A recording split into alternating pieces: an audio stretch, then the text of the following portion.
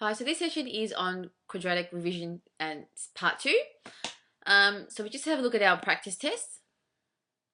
So the first question asks you to fill in this table of values for the following equations. Now remember, when you substitute values in here, please make sure you substitute with brackets, okay? And if you have a look at these equations here, you notice that the turning point isn't changing. It's the dilation that's changing. The number in front of the x is either getting larger than 1 or smaller than 1. They are all negative, so they all have a maximum turning point, okay? So you should end up with something that looks like this.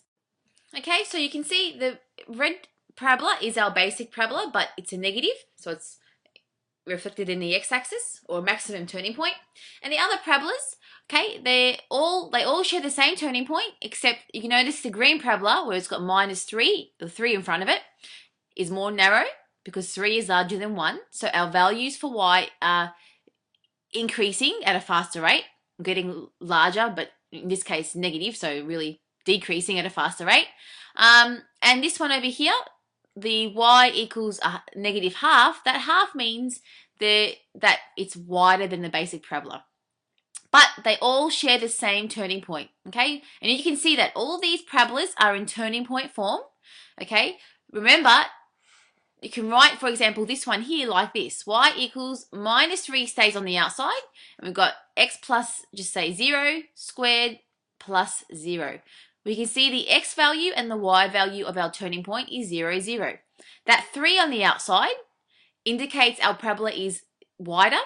That negative on the outside indicates it has a maximum turning point.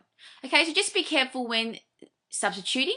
For example, if we have this parabola here, or equation here, y equals -3x squared, and you have to sub in, just say, when x is -2 in your table of values.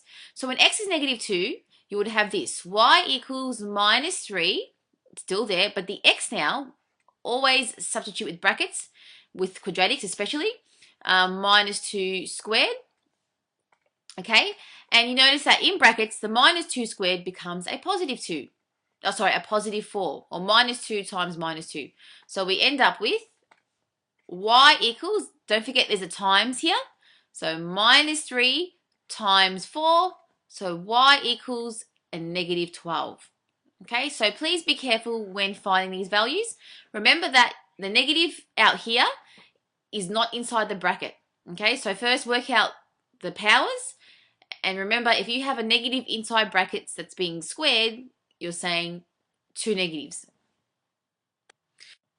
Our next question asks us to use a translation of the graph, so our basic parabola, y equals x squared, to sketch the following. Okay, so you notice that with A and B, they are both in turning point form, and we know that with the first one, our parabola is translated 1 unit up.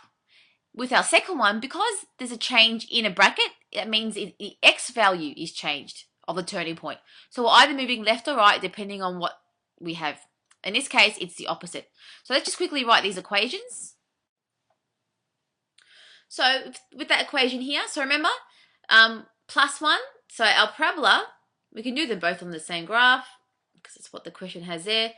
The parabola for this one, so our basic parabola we know passes through the origin, but this one is +1, so translated 1 unit up. Nothing else has changed, it's been shifted up 1 unit. Done. This one here, the only change that happened is we notice there's -2 here. Please remember, we solve this. So really, the x value of our turning point is when x is +2. So the opposite of what we see, that was supposed to be positive. So +2 is here. Nothing else has changed except it's been translated 2 units to the right. So our parabola will be exactly the same, but be down here and keep going up. Okay, and we have a perfect square here, and remember that with perfect squares like this, it just touches the x-axis and it keeps on going. Okay, so they are the two changes that have happened. So as a quick sketch, that's what our parabolas will look like. And we notice that the turning point, the position of the turning point has changed. Our next question is to expand and simplify the following. You notice that you have a negative 9x outside the bracket, so please leave that till last. First, expand your brackets. Okay, so minus 9x, leave it till last. So we end up with, so the minus 9x I'm not using just yet. So it's outside of these brackets here. So I'll expand this. X times 3 is 3x. X times a minus 2x is minus 2x squared. Minus 1 times a 3 is minus 3. And minus 1 times minus 2x is positive 2x. Okay? So let's just double check that. Now before I multiply everything, expand these brackets by the minus 9x, let's simplify what we have inside these brackets here. So you notice that we have a 3x here and a 2x there. So 3x plus 2x is 5x minus 2x squared minus 3. And now all I have to do is expand these brackets with the minus 9x. So don't forget it's a negative 9x. Everything in the brackets gets multiplied and that's it. Please don't be confused by these brackets here. They are just another set of brackets. So minus 9x times a positive 5x, that's a negative 45x squared. Minus 9x times a minus 2x squared will be a positive. 9 times 2 is 18. X times x squared is x cubed. And minus 9x minus 3, that's a positive. 9 times 3 is 27, and the x just sits there. And to write your final answer, this is not a quadratic, it's a cubic. You can notice the highest power is 3. Write it in that order. So starting with 18x cubed, then the minus 45x squared, and then plus 27x. Okay, but if you stopped here, you still have the correct answer. This is just a proper way to write a cubic function. Now the next part of our test, or practice test, asks us to factorize. So now we're using our factorization skills. We're going to factorize all of these. So before you ever factorize a quadratic equation, you always have a look and see what type of quadratic equation do you have. You know, is it a trinomial? Is it in turning point form? Just notice little things to help you understand what your parabola will look like. And we know to factorize means to find the x-intercepts. Okay? Now, I have in brackets, you notice it says no quadratic formula. So the reason for that is it's specifying, yes, you can find the x-intercepts using the quadratic formula, but you're specifically asked to factorize. And factorize means to factorize. Okay, so show those steps. And the skills, there are different methods on how to factorize depending on what you have. So let's start with the first one. Now with the first one, you know it's not a trinomial. You notice you've got an x squared and a number. When you see this, you think of a squared minus b squared. Okay, and this equals a plus b in one bracket and a minus b in the other bracket. Okay, so now all we're going to do is ensure that we have an a squared minus, there's a minus there, and a b squared. Now, the 121, you can see there's no square there, but fortunately, 121 is actually a perfect square. So we can write it like this, minus 11 squared. So it's the same thing, 11 times 11 is 121. And now all we're going to do is chuck, that's our a here, that's our b, put them in the brackets. So we end up with a, which is x, plus b, which is 11 in one bracket, and a minus b in the other bracket. And we're done. That has been factorized. And you can actually, looking at this, you can see your two x-intercepts. With our next question, you notice once again, we've got an x squared, a negative, a takeaway, and a constant, a number, no other x on its own. So straight away when you see this, you got a squared minus b squared. Now before we start factorizing, you notice we have a 6 out here that is not being squared. Now you can, I guess, square root the 6 and then square it, but whenever you see a number in front of the x squared, always check and see if you can first take it out as a factor. Can we take out 6 as a factor? Yes, we can, because if I take out 6 as a factor, I end up with x squared. 54 divided by 6 is 9, and it divides evenly. So 6 is a factor of both 6 and 54. And now that 6 out here just stays out there. All it's saying is our parabola, okay, is going to be more narrow because 6 is greater than 1. And now let's factorize this part. We haven't finished factorizing because we cannot see the x-intercepts. So the next step is we've got x squared minus, unfortunately the 9 is not squared yet. Remember, we need a squared minus b squared. So all we've got to do is 9, we can write it like this, 3 squared. So once again, no surds, we have a perfect square. And now put them in 2 brackets. Remember that 6 just sits out there. So we've got x and an x. So a plus b, so x plus 3 and x minus 3. And we're done. And we can see what our x-intercepts are. Our next one, once again, you see it's in the form of a squared minus b squared. And we know how to put them in brackets. Now, you notice the 11 is not squared, and it is not a perfect square. So for these ones, all we got to do is square root the 11 and then square it. Okay? And now that's our a and that's our b. So we end up with a, which is x plus b, which is the square root of 11 in one bracket, and then a, which is x minus b, so minus the square root of 11 in the other bracket. And there are our 2 x-intercepts. And you use a calculator to find the approximate decimal value. Our next question, you notice we have a trinomial, an x squared, an x, and a constant. So trinomials, there are different ways to factorize a trinomial, not using the quadratic formula. We can, for example, use that easy method, get our brackets ready, and see if we can easily factorize. Sometimes we end up with a number outside in front of the x squared, and that's where we may have to use the grouping method. Other times we may choose the option of completing the square. So we can complete the square for this one, but to save you that extra working out, first let's see if we can just use this simple method. So x times x is x squared. Now, something times something to give us 8, that adds to a negative 9. So to get a positive 8 and a negative 9, the option is to have 2 negatives, and minus something times minus something will give you a positive 8. So what are factors of 8 that can give me 9? Well, 2 times 4 gives me 8, but that can only give me a 6. What about 1 times 8? Maybe that will work. So 1 times 8 is 8, or negative 1 times negative 8 is a positive 8, and minus 1 minus 8 is minus 9. So there it is. Now with this question here, they're trying to, I guess, trick you. Whenever you see something like this, all you're going to do is put everything on one side. So all you're going to do is bring the 10x to this side here. So to do that, we have to minus 10x on both sides. That cancels out, and minus 10x on this side. So we end up with 2x squared minus 10x equals 0. Okay, and now all we're going to do is factorize this part here. Now have a look and see what kind of quadratic equation you have. It's not a trinomial. I've got an x sitting here as well, so it's not in the form of a squared minus b squared. Okay, so it's not that.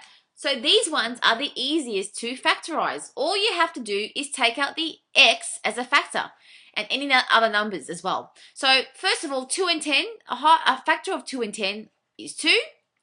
Okay, and I end up with 2 divided by 2 is just 1, and 2 is the minus there, and 2 divided by 10 is 5. And of course, take out 1x from here and 1 from there, so we end up with this. Okay, and that has actually been factorized. So 2x times x is 2x squared, 2x times 5 is 10x.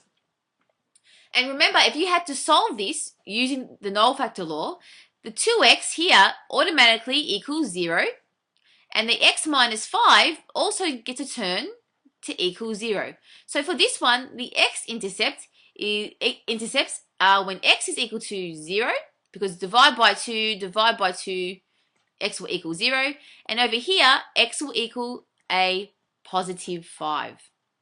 So we just went a step further just to make sure we know how to identify the x-intercepts after factorizing. So for this one here, with our next equation, we can, it's a trinomial, so we can try that quick method. So we may do this one using 2 methods, the quick method and also completing the square to practice. So we've got x times x and x times x, and factors of 24, that can give me 10, a negative 10. You can have 12 times 2, which can lead to negative 10. but that won't work in this case because we have to have a positive 24. So let's try minus 6 and a minus 4. So minus 6 times minus 4 is positive 24. Minus 6 minus 4 is minus 10. They both had to be negative to get this positive, and then to also, they had to be negative, both negative to get this negative here. So if we had minus 12 and minus 2, it would have given us a negative 14, not negative 10. Now, just quickly, we could have also factorized this by completing the square. And let's just use that method now to make sure we haven't forgotten it and to practice. And to see if we end up getting the same factors. So, to complete the square, we have to halve b, which is a minus 10, and square it. Okay? We will always end up a positive when doing this because we're squaring it. So, you don't have to actually worry about the negative. So, 10 halve b, and then square it. 10 divided by 2 is 5, and 5 squared is 25. So when we halve b and square it, we get 25. So now all we have to do is add it on and then subtract it. So x squared minus 10x. So I'll change the color. So we've got plus 25, and of course we then have to minus the 25, so we haven't changed the equation. And then don't forget that plus, I'll just squeeze it in, that plus 24. Okay, don't forget that. All right, and now we group the first three terms. That is a perfect square. So to factorize that, all we got to do is get your bracket ready. There's a minus here, so we put a minus. It's going to be a minus in the bracket. And the number that goes here is, what was half of b? Half of b was 5. Okay, and you can see how this, if we expand it, gives us this trinomial just here. And then, of course, here we got minus 25 and then the plus 24. And minus 25 plus 24 gives us a negative 1. So we have now x minus 5 and minus 1. So that here is your a now. That is your b. We can see it's in the form of a squared minus b squared. Our a in this case is x minus 5. So put this in brackets carefully. So x minus 5 and b is, now 1 is already a squared because 1 squared is just 1. So that's already, it's easy for us. So that's a squared, that's a squared. We forgot to do that check, sorry. And now x minus 5 is our a plus our b, which is a 1. And then x minus 5 again, which is our a, this time minus b, which is a 1. Simplify what we have in our brackets. Minus 5 plus 1 is minus 4 in one bracket. And minus 5 minus 6, minus 5 minus 1 is minus 6. And you notice that we end up with the exact same factors as what we had up here. And when we solve these, we get our x-intercepts when x is 4 and x is 6.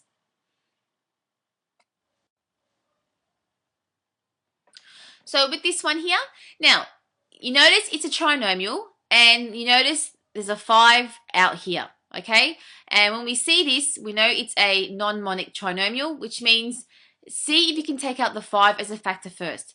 Can we evenly? No, 13 divided by 5 and 6 divided by 5 won't work. Now, you can actually take this 5 out as a factor. If you did that, you'll end up with this 5 bracket, and we'll have x squared plus, to write it, if we take out 5, then you must obviously divide this by 5 and also divide the 6 by 5. And you notice how we end up with fractions. Now that the 5 is gone, you can actually complete this square and factorize it that way. Now, to complete the square, remember you have to halve b and square it. And you notice that you have fractions. So you can still do it, but it's going to be, I guess, more complicated, especially if you don't like fractions. So completing the square as an option, yes, it's an option, but it's not the best option that you can use. The best option is using the grouping method. So let's use the grouping method because it's less complicated with this question here. Grouping method, if you remember, you got to go a times c, so 5 times a positive 6, okay? That gives you b. So a times c, 5 times 6 is 30, Okay, so what are factors of 30 that when we break them up and then add them together can give us a positive 13? Okay, that's the whole idea of this. It's all positive, so we don't have to worry about any negatives. So some factors of 30, we can have 5 times 6. We can have 30 times 1. And 3 times 10. Now, out of these factors, let's see, there are more factors, but we can see that 3 times 10 give us 30. And 3 plus 10 gives us 13. So these are the factors that we'll be using. And so instead of writing 13x, we can write 13x like this. 3x plus 10x, or the other way around. So let's just do that. So remember, if this doesn't work one way, then just try the other way. So I'm going to do it like this. So 5x squared plus, instead of 3x first, I'm going to write 10x because I can see I can take out a factor on this side. And then plus 3x plus 6. So once again, 13x, by doing this whole process using the grouping method, 13x has been written as 10x plus 3x. That's all we've done. And the reason why we've done this now is if we group these two together and these two together, and remember if there was a negative here, we would change this sign to a negative. Now on each side, what factors can we take out? So here we've got, let's see, we can take out a 5x. So we end up with the x, and 10 divided by 5 is 2. And here we can take out a 3. So we end up with x there plus 6 divided by 3 is 2. And you notice now this has worked. We notice we've got x plus 2 on both sides. So we take out x plus 2 as a factor. So that's gone from there and gone from there. And what's left? We've got the 5x and the positive 3. And just chuck them in the bracket. So 5x plus 3. And there you go. This has been factorized. And we can now solve these to find our x-intercepts. So with this question here, it's h. So to factorize this, remember this, you notice this one here, if we write it as an equation with y there, this is in turning point form. And you can actually see the turning point of our parabola. Now, so whenever you see turning point form, it rings a bell. Someone has completed the square and put it in turning point form. So all we have to do is, we've got the a squared, there's a minus here, so this can be factorized. A squared minus b squared. Remember, if this was a plus here, this cannot be factorized. Okay, that plus 7 is saying it can't be factorized. And our parabola, our turning point will be this. When x is negative 5 and y is positive 7. It'll be all the way up here. It's got a minimum turning point. And you notice that it has no x-intercepts. So a way to know whether you can actually factorize something or not is when it's in turning point form, if you don't have a negative here but end up with a plus, then you can't factorize it. And remember, that's not including if there's a negative out here. So just keep that in mind. Okay, so back to this. To factorize this, all we have to do is, that's our a. Now our b is not squared yet. It's not a perfect square, so we have to square root it and then square it. So to write it more clearly, we have this. X plus 5 squared minus the square root of 7, and that's being squared. So that's our a, that's our b. So all we have to do is put it in brackets now. A plus b in one bracket. So a plus x plus 5, and then plus b, the square root of 7 in one bracket, and then a, which is x plus 5, minus now the square root of 7, which is b. This cannot be simplified. We can't add the 5 and the square root of 7. That's a whole number and a third, and that has been factorized. Okay, our next question for this session now asks us to solve. So solve means to find the x-intercepts of the following quadratic equation using the quadratic formula. So now we get to use the quadratic formula to find the solutions. So instead of factorizing, for example, by using the simple method, for this one we have a trinomial. So you could try and factorize this if it was an option to use that simple method. something times something that gives you 14 that adds to 9. Or you could complete the square. But they're specifically asking you to use the quadratic formula. So yes, this is actually pretty easy to factorize. But they're asking us to use the quadratic formula. But what I'm saying is, just say it was your own choice. The easiest way to go to find the x-intercepts and to solve is to simply factorize using that simple method. So if you wanted to, factorize this first. It might be a good idea to do that. Just so we can verify our answer later. If we factorize this quickly, these are the x values we should get. Okay, so something times something to give me 14, the positive 14, that can add to negative 9. Well, I know that 7 times 2 is 14, and minus 7 minus 2 is actually negative 9. So just quickly, if I solve these, the x-intercept is when x is positive 7 and x is positive 2. So when we use the quadratic formula, we should get these two solutions. X is 7 and x is positive 2. They are our x-intercepts, and the quadratic formula will give us this as well. So you can just do this first whenever it's possible to just verify your answers. Of course, sometimes you can't do it this quickly, so you're better off just using the quadratic formula and coming back to check if you have time. So the quadratic formula is something you should know now by heart. So we have x equals, and we have x here equaling everything because we are finding the x-intercepts. So the x-intercepts are or equal, and the formula is we've got a minus b, and then plus or minus in front of this square root, and then b squared minus 4ac. We know this part under the square root is also the discriminant, and we can use that to verify what our solutions are or what they'll be like. And it's all over 2a. Okay, so it's not that complicated to remember. And when you substitute these values, remember that's your a here, which is 1. Oops, I'm supposed to change color. Your a is here, your b is here, and your c is there.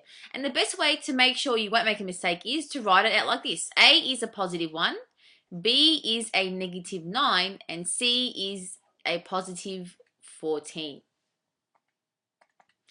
Okay, so now all we're going to do is substitute these into this formula. So use brackets wherever possible. So minus b is a negative 9, plus or minus, I'll squeeze it in, b squared. It's extremely important at this stage you put brackets. So minus 9 squared, and then minus 4 times a times c, so times 1. I won't write the 1 because I haven't got room, and times c, which is 14. Okay, all over 2 times a, which is 1. A is 1, so 2 times 1 is 2. So we have x equals, so here we can see two negatives make a positive. That's really important.